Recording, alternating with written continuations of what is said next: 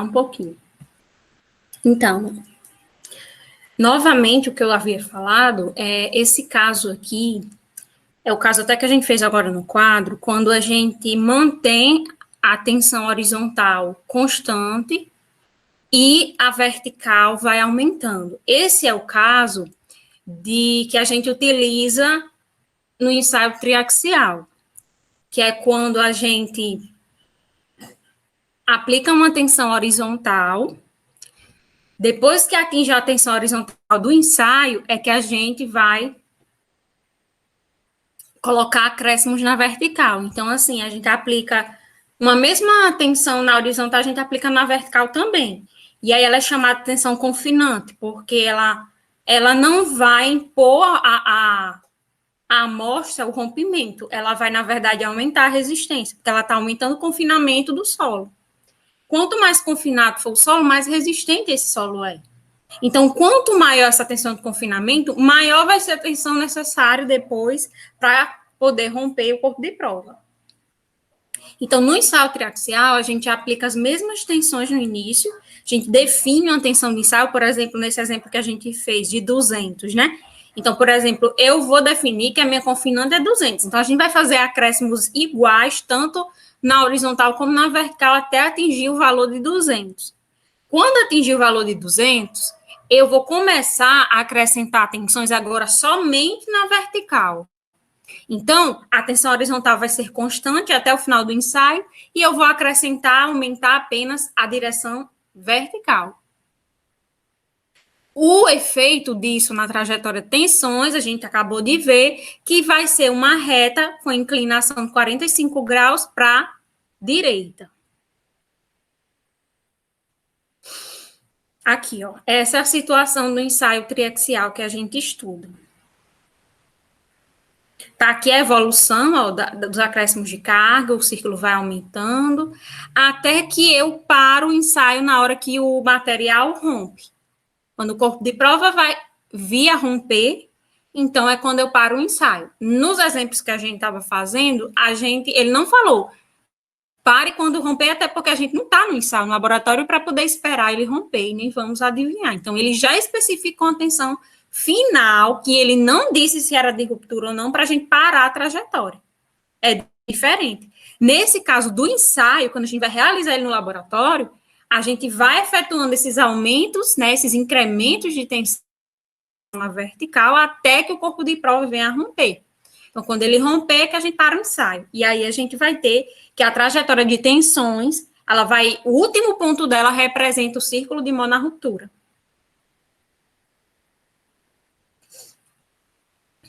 Então, por exemplo, alguns exemplos aqui em que as duas tensões principais variam simultaneamente. No carregamento 1, a confinante fica constante e a axial é crescente. No carregamento 2, a confinante vai diminuindo e a axial permanece constante. Então, aqui são outras situações. Agora, na situação do ensaio triaxial, que a gente utiliza para verificar quais são os parâmetros de resistência do solo, quando a amostra vai romper, aí o ensaio tem que ser desse jeito que eu falei por último, né? Que é esse carregamento 1 aqui. A partir do momento que eu modifico essa maneira de realizar o ensaio, eu não estou mais trabalhando com o triaxial, né? Com o triaxial para alcance da envoltória de resistência. Então, estou querendo analisar outras coisas. E aí, a minha trajetória vai percorrer outros caminhos, vai ter outras configurações. Aí, aqui, nesse exemplo 2, 3, 4 e 5, são outras configurações de ensaio. Então, nesse caso aqui, 2, por exemplo, ele está diminuindo a confinante, mas a axial ele está mantendo constante. No carregamento 3, a confinante ela está diminuindo também e já, ao mesmo tempo, a axial vai crescendo com iguais valores absolutos. Então, mesmo valor que eu incremento na axial, eu reduzo na confinante. No carregamento 4, ele está fazendo com que o confinante e a axial aumentem numa razão constante. Que era o caso que a gente fez agora por último, né? H sobre AV aumentando numa razão constante. E o carregamento 5, que a confinante axial são variáveis em razões diversas. Então, cada incremento que eu fizer em sigma H e em sigma V vão ter valores aleatórios. Então, eles não vão seguir uma regra à risca. Aí, assim, a trajetória ela vai percorrendo vários traçados, né, ao mesmo tempo. Então, como é que ficaria esse exemplo 1? Esse exemplo 1 é esse que a gente já conhece, é uma reta inclinada para a direita com ângulo de 45 graus. O exemplo 2, em que a confinante decresce, mas a axial fica constante, é idêntico àquele exemplo que a gente fez na questão 1 do slide anterior, que é uma inclinada na direção à esquerda. No caso do exemplo 3, a confinante decresce e a axial cresce com valores iguais absolutos. Então, a trajetória vai ser uma vertical para cima. Para você encontrar essas configurações aqui, vocês fazem a mesma coisa que eu fiz nos exemplos, vocês vão atribuindo valores. No carregamento 4, ele disse que a confinante e a axial vão crescer na razão constante. Então, ó, ele possui essa inclinada para a direita, só que ele vai possuir uma razão que vai mudar. Então, ela pode subir mais, ela pode descer mais. E na 5, como ela está variando, ela vai ser uma curva. Uma curva que pode ser para cá, pode ser para lá. Aí ela vai mudar dependendo do valor que você for acrescentando. E, finalmente, né, eu vou mostrar aqui para vocês o que a gente realmente vai usar no ensaio triaxial, certo? No ensaio triaxial, como eu mostrei para vocês, os círculos, eles vão subindo, né, crescendo, crescendo.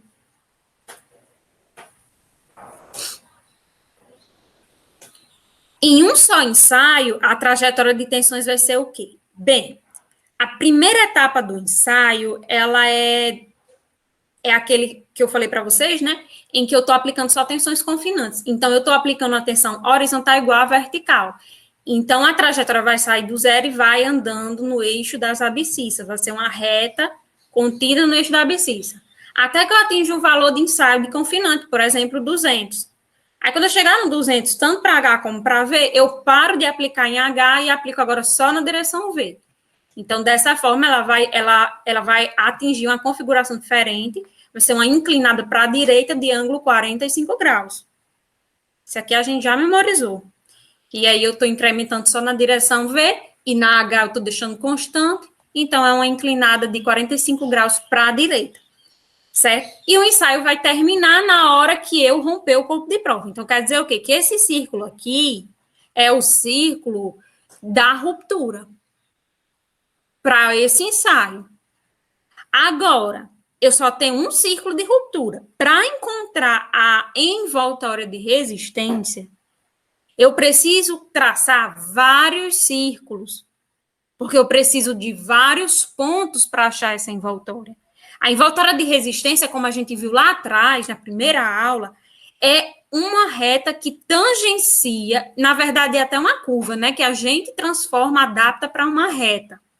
Então, ela vai se transformar numa reta, a gente vai desenhar vários círculos, a gente vai ligar tangentes a esses círculos, elas vão ter inclinações um pouco diferentes, mas a gente vai aproximar todas a uma inclinação só, de forma que a gente passe pela, aproximadamente, tangenciando todos os círculos, que são os círculos que representam o momento da ruptura.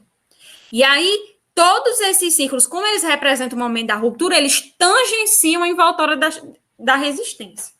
A gente estudou que se o círculo ele tiver abaixo da envoltória de resistência, o corpo de prova não rompe. Então, lá em campo, se for esse o estado de tensões do solo em campo, ele não vai romper. Agora, a partir do momento que eu aumentar a solicitação e esse círculo de Mohr atingir, tocar nessa envoltória de resistência, quer dizer que vai acontecer a ruptura. Então, para eu encontrar essa envoltória de resistência, eu preciso realizar vários ensaios no mesmo solo. Então, eu vou coletar várias amostras iguais e vou levar para o laboratório. Só que no laboratório, o que eu vou fazer? Eu vou colocar confinantes diferentes para cada amostra, porque se eu aplicar a mesma confinante em todas as amostras, eu vou achar uma mesma tensão de ruptura. Então, eu vou achar um mesmo círculo. Só que para achar a envoltória de ruptura, eu tenho que variar os círculos, né? Para poder achar vários pontos. Então, eu vou fazer o quê? Eu vou mudar as confinantes de cada amostra e vou ensaiar o corpo de prova até que eu atinja a ruptura, até que eu encontre qual é a tensão vertical que vai provocar a ruptura no corpo de prova para aquela confinante. Então, eu escolho, eu vou aplicar uma confinante 50 nesse corpo de prova 1, no 2, 100, no 3, 200, e assim eu vou variando. E aí, para cada corpo de prova desse, eu vou achar uma resistente diferente. Por quê? Porque quanto mais confinado o corpo de prova, maior a tensão necessária para eu romper. Então, quer dizer o quê? Que quanto menor a confinante, menor a tensão de ruptura, menor o círculo. Então, aqui, ó, por exemplo, ele realizou um ensaio para 2 amostras, um círculo maior que o outro. Por quê? Porque a confinante do primeiro parou aqui, ó, e a confinante do segundo parou aqui. Porque o ensaio de confinamento, a etapa de confinamento, eu permaneço aqui com a reta contida no eixo da abscissa sigma. A partir do momento que eu atinjo a confinante máxima, eu paro a etapa de confinamento e começo a aumentar só na vertical. Então, a trajetória vai passar a ser uma inclinada de 45 graus, até chegar no ciclo de ruptura. Ela vai subindo, subindo, eu vou incrementando só na vertical. E a confinante constante. Então, o ciclo vai crescendo, crescendo, mas sempre começando daqui, ó, a ponta do ciclo. Ele vai aumentando só a vertical, por isso que essa linha da vertical, ó, é que vai variando e o ciclo vai aumentando, até que ele atinja a ruptura. Desirê, essa confinante é a tensão horizontal, que é o ponto inicial do ciclo? A confinante é a tensão, sempre vai ser horizontal. Ela é idêntica à horizontal, por quê? Porque a vertical vai mudar. Então, na verdade, a etapa de confinamento é no momento em que eu aplico a mesma tensão na vertical e na horizontal. Porque para ser confinado, eu tenho que estar aplicando em todas as direções. Então, é uma situação que a gente chama isotrópica, né? É o carregamento isotrópico. Eu estou aplicando tensões em todas as direções de mesmo valor. Quando eu atinjo a tensão de confinamento, como a horizontal não vai mais alterar, ela vai ser igual a de confinamento. O valor da horizontal vai ser igual a de confinamento para o ensaio. Já a vertical, existiu instantes em que ela era igual a de confinamento. Mas como eu vou variar ela, e no final do ensaio, o que vai caracterizar a tensão vertical vai ser a tensão de ruptura, então a tensão principal maior vai ser a confinante mais o que eu incrementei na vertical, mais o acréscimo de tensão na vertical. E esse acréscimo de tensão necessário para romper. Então, no final do ensaio, o que eu vou observar? Que a tensão de confinamento, ela é igual à tensão horizontal. Por quê? Porque a tensão horizontal permaneceu a mesma que a de confinamento até o final do ensaio. Já sigma 1 variou até o valor que ele teve que atingir para poder romper o corpo de prova, né? Então, ele cai naquela situação lá de trás, ó, essa daqui, em que eu vou permanecer H aqui, aumenta a vertical, acrescento mais um pouco, aumenta o círculo para cá. Então, esse ponto não variou. Quem variou foi só V, ó, crescendo, crescendo, e aí a trajetória ficou assim. Círculo 1 aconteceu isso, no círculo 2 a mesma coisa, só que aí foi uma confinante maior. Confinante parou aqui, acrescentei, na vertical acrescentei mais, até que eu cheguei no círculo de ruptura, que foi quando eu atinjo a envoltória de resistência. Certo? Então, por exemplo, se eu fizer 2 ensaios, eu vou ter 2 círculos, e aí eu vou tangenciar uma reta eu passar uma reta que tangencia esses 2 círculos. Quando eu tangenciar essa reta, eu prolongo ela até tocar no eixo de tal.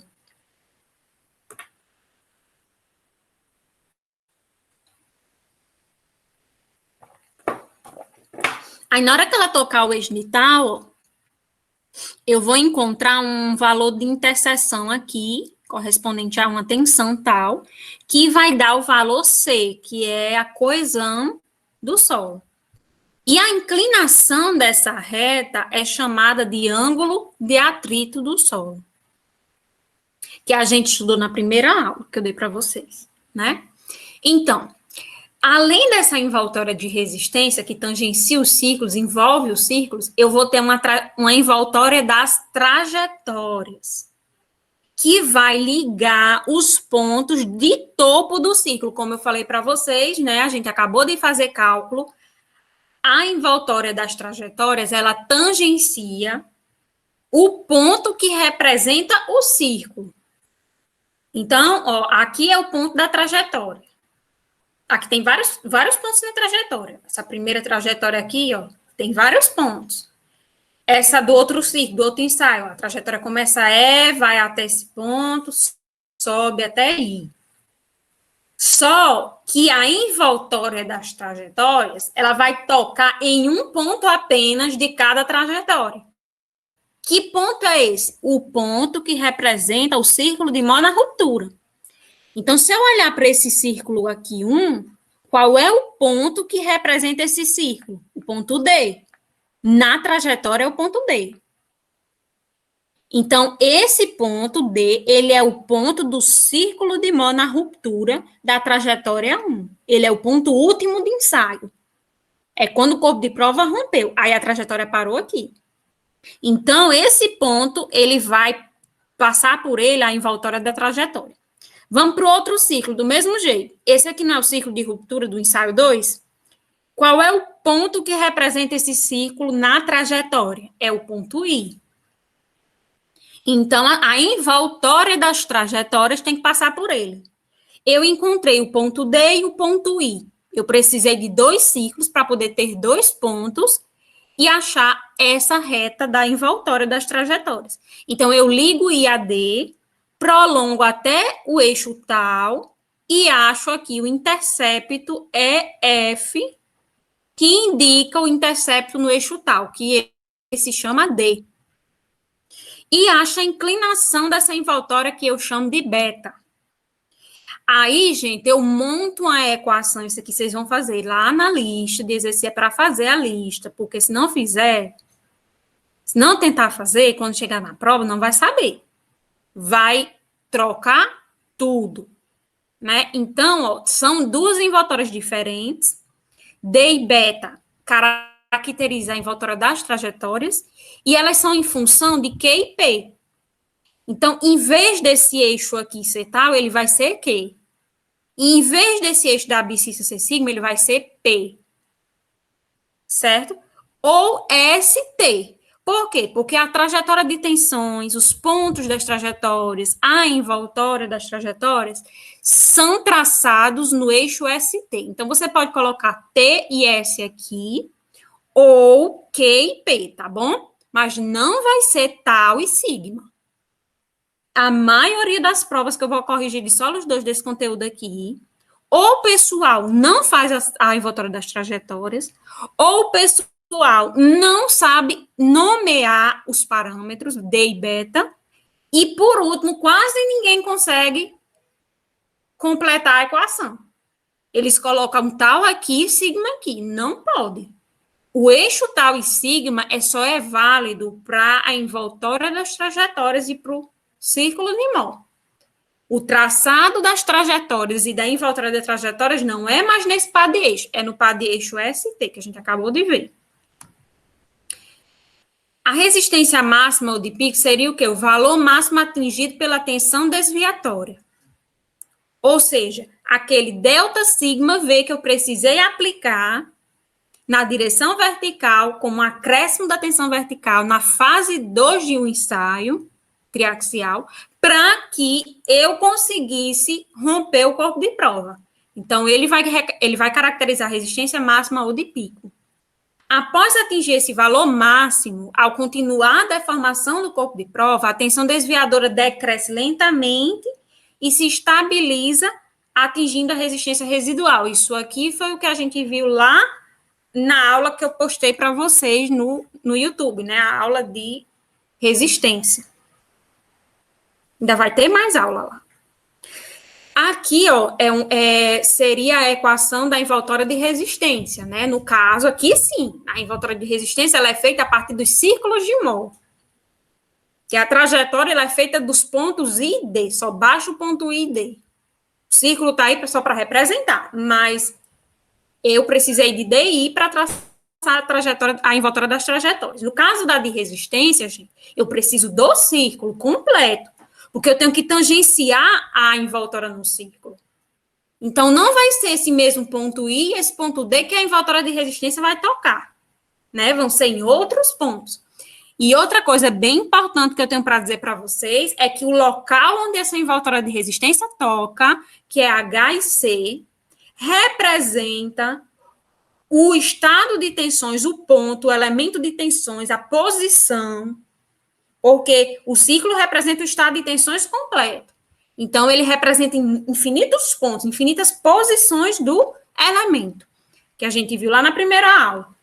E aí, um ponto específico desse ciclo representa uma posição específica. Então, H ou C vai indicar uma posição específica, certo?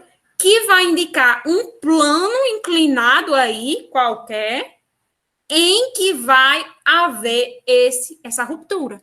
Então, é nesse plano que vai haver a ruptura. Por quê? Porque foi esse ponto que tocou na envoltória. Não vai ser o ponto I nem o ponto D, não, que muita gente acha que é aí.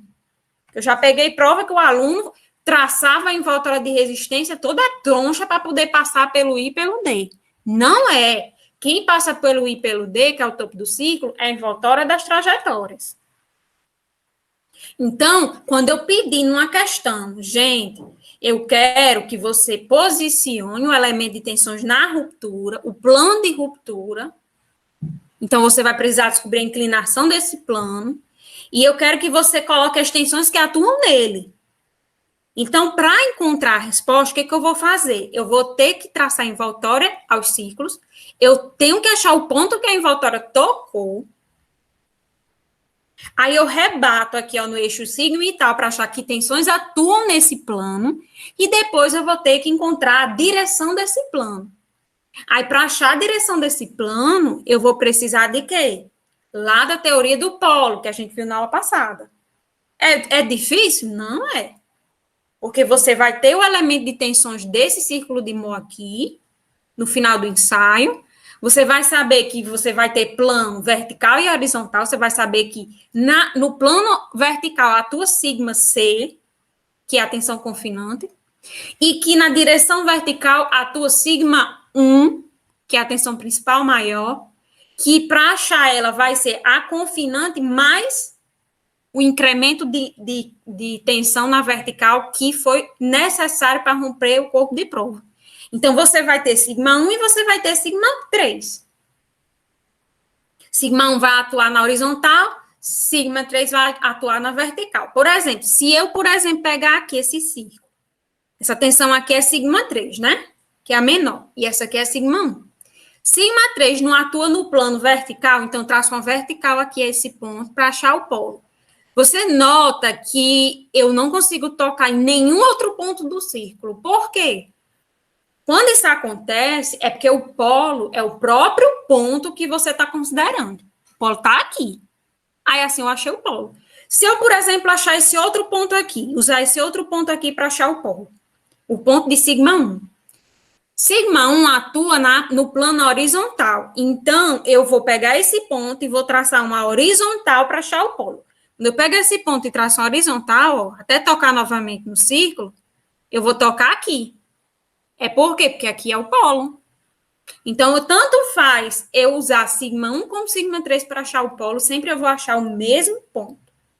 Se aqui é o polo e C é o ponto que representa a face de ruptura, então basta eu ligar o polo a C que eu encontro a direção da face de ruptura.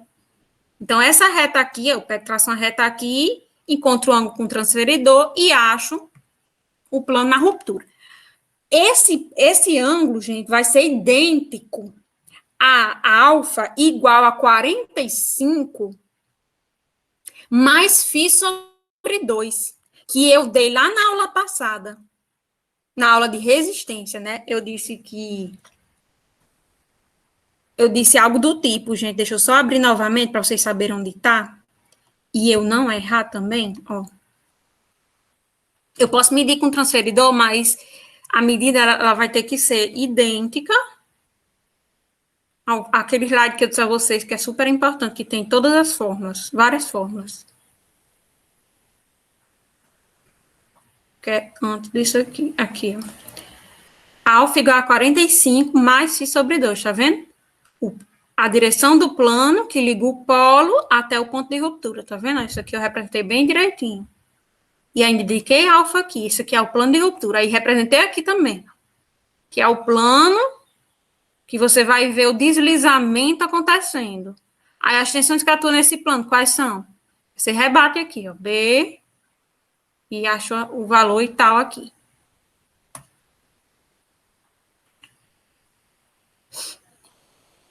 Outra coisa que a gente observa é que o seno de φ é igual a tangente de beta. Então, por exemplo, se você tiver encontrado beta, você pode correlacionar aqui e achar o valor em φ, mesmo sem precisar traçar a envoltória.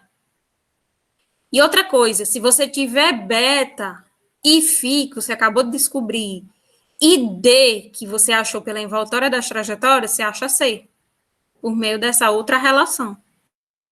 Essa relação a gente encontra aqui, ó, essa arma de traço aqui, tá tracejado, AE, EF, AG, AF, um monte de relação aqui, e aí descobriu essa relação. E aí, a gente chega na envoltória de resistência, né? Eu gostaria de dizer para vocês, por exemplo, aqui que está representando a das trajetórias, né? Aqui está dizendo de resistência, mas a representação é das trajetórias. Que tem Q, P, D e beta. Essa envoltória das trajetórias.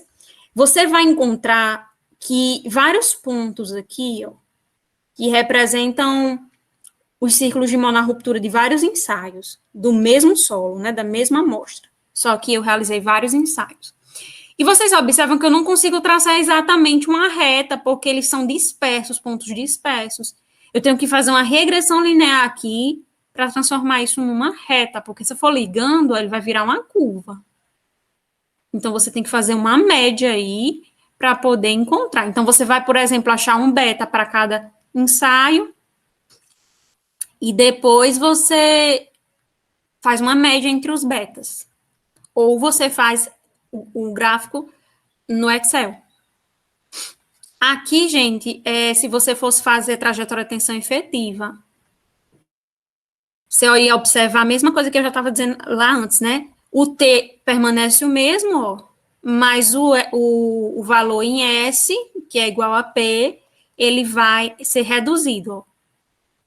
Porque sigma 1 vai reduzir para sigma 1 barra, sigma 3 vai reduzir para sigma 3 barra do mesmo valor, e aí você teve que o ciclo de modo deslocou de valor igual de um ciclo para o outro, né? Do efetivo para o total. Em engenharia de solos, estuda-se a resistência do solo. Esta depende das tensões de cisalhamento, que são fruto das diferenças entre as tensões principais, que é a maior tensão de cisalhamento, e menos a diferença no plano principal intermediário, que ocorrem sigma 1 e sigma 3. A seção transversal de uma fundação corrida, de uma vala escavada, de um aterro rodoviário ou da seção transversal de uma barragem de terra, é uma seção específica ali que vai romper. Aqui é se você, por exemplo, fosse aplicar as equações, né, para encontrar as tensões que atuam em um plano específico, tendo o valor de alfa. Então, por exemplo, se você tem, né, as tensões que atuam na vertical e na horizontal, tem um ângulo que você sabe, né, que é φ sobre 45 mais φ sobre 2. E aí você pode aplicar essas equações para encontrar as tensões que atuam no plano de ruptura também. Então, você também pode usar essas equações aqui. O ciclo das tensões efetivas está distante do círculo de tensões totais de um valor igual à pressão neutra.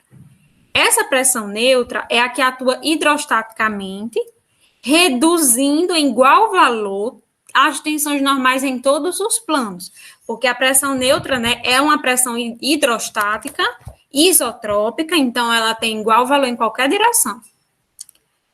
As tensões de cisalhamento, em qualquer plano, são independentes da pressão neutra, porque a água não transmite esforços de cisalhamento. As tensões de cisalhamento devem ser a diferença entre as tensões principais, a qual é a mesma, tanto em tensões totais como em tensões efetivas. Pronto, isso aqui eu já mostrei, né? Que a diferença é U. No caso de capilaridade, o deslocamento é inverso. Você vai ter que, por exemplo, se houver tensão capilar, aí a pressão neutra ela vai somar a tensão efetiva para poder você ter a total. Então, você vai ter que o ciclo da tensão total vai estar antes do ciclo da tensão efetiva. Se a pressão for de capilaridade. Pronto, gente. Assim eu concluo com vocês o conteúdo de trajetória de tensões e solicito, né,